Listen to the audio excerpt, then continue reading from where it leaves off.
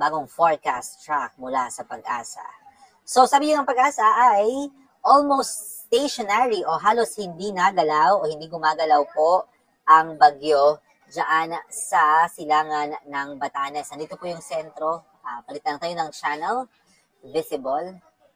Ayan, nandito po yung sentro ng bagyo. Nandiyan yung kanyang pag-ikot. So, nasa gitna po yan ng dagat. What we are seeing is medyo numinipis po yung ulap dito sa may northern Luzon. Pero again, umaabot pa rin yung ulap ng bagyo dito sa may Cagayan at sa may Isabela. Huli po namataan yung bagyo, 525 kilometers silangan ng Itbayat, Batanes. Napanatili po yung lakas ng hangin niya na 55 kilometers per hour. Tapos yung pagbugso naman ng hangin, umaabot ng 70 kilometers per hour. As mentioned kanina, yung kanyang paggalaw po, almost stationary, halos hindi gumagalaw. So tumatambay muna dyan sa gitna ng dagat itong si Bagyong Julian. Sabi po ng Pag-asa ay posibleng ngayong araw, siguro mamayang hapon or mamayang gabi ay magtatasa sila ng wind signal sa ilang bahagi po ng Cagayan Valley. Bakit kanyo? Dahil ito po ang forecast track ng bagyo. So wala po halos pagkakaiba sa nilabas na forecast track kaninang alas 5 ng umaga.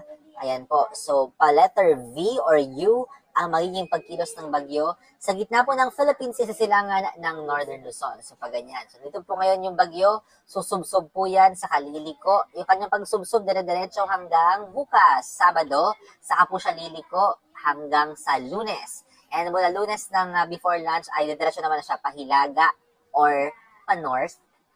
And then, posibleng makalabas na ng Philippine Area of Responsibility by Wednesday. So, nakita na po natin yung ating legend. Ayan. So, tropical depression.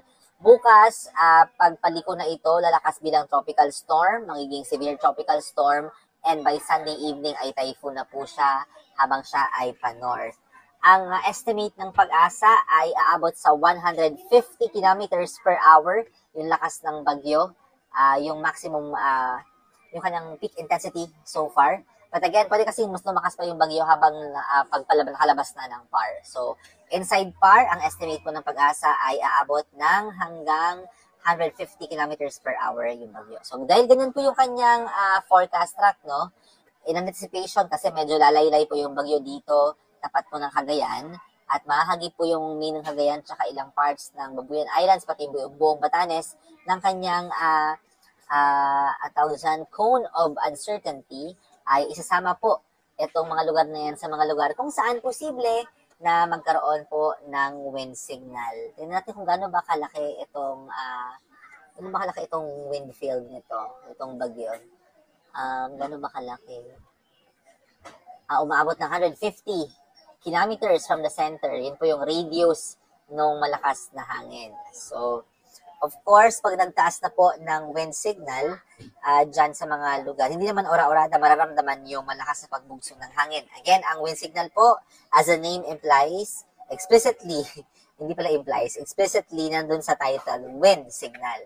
So, separate po yung mga malakas na mga pag-ulan. So, hangin po ang warning, nagwa-warn ng wind signal para sa lakas ng hangin.